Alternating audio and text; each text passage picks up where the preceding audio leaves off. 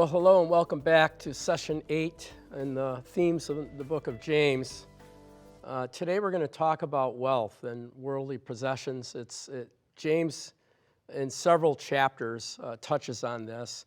And before I get into it, I just want you to know that wealth by itself is not evil. I mean, wealth is something the church needs, right? And so it's how we handle it. It's how you look at it and how you use it. So here in James chapter 5 and verse 1, it says, "Come now, you rich, weep and howl for your miseries that are coming upon you. Your riches are corrupted, your garments are moth-eaten, your gold and silver are corroded, and their corrosion will be a witness against you and will eat your flesh.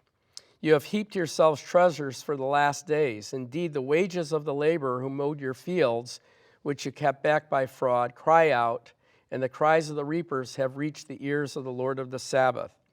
You have lived on the earth in pleasure and luxury. You have fattened your heart as in the day of slaughter.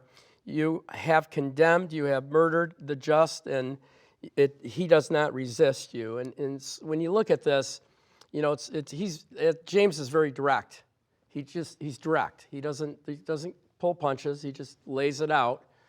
And so there's an element of the church, whether it's the labeled church only or the true church, that has wealth, and their sin here, he says, because this is coming upon you, your riches are corrupted. Okay, so they may have come from corrupted means. They may have come from the things that weren't God's will, right? Your garment are moth-eaten. Your garment is really our righteousness. We have a robe of righteousness, right? And when the Bible talks about our garment, it's that robe. So your riches are corrupted. Your garments are moth-eaten. Your gold and silver are corroded. Now, a metal corrodes over time. It gets rust. It gets tarnished. And so it tells us that wealth is sitting. You know, it's idle. It's growing. It's in the bank. It's not being used. And their corrosion will be a witness against you and eat your flesh like a fire. In other words, the corrosion will be a witness against you. In other words, this is, we always look at sin and the committing of sin, but there is a sin of omission. There's a sin where we can do something, we don't do something.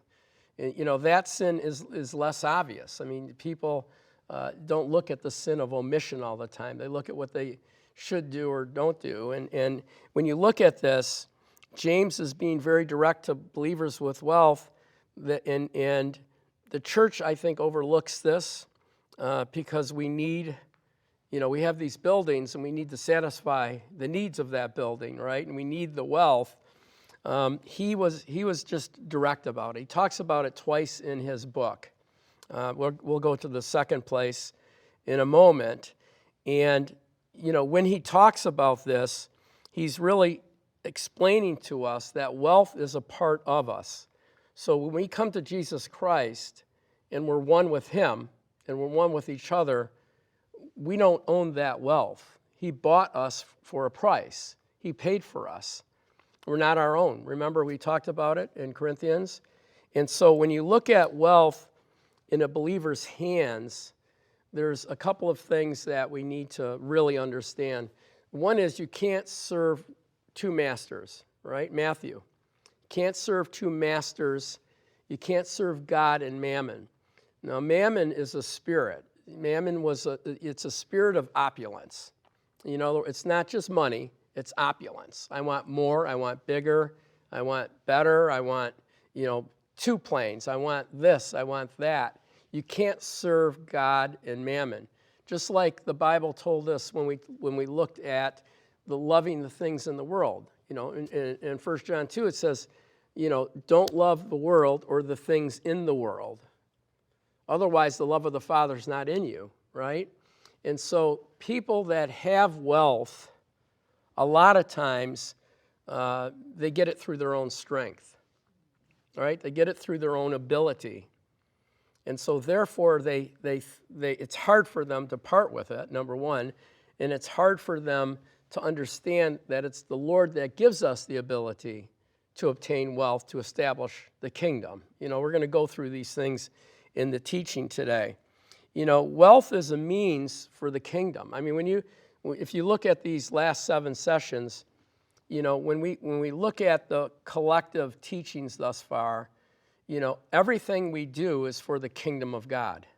Our prayer should be to the kingdom of God. Our wealth should be for the kingdom of God. Our time should be for the kingdom of God. And so James is very direct.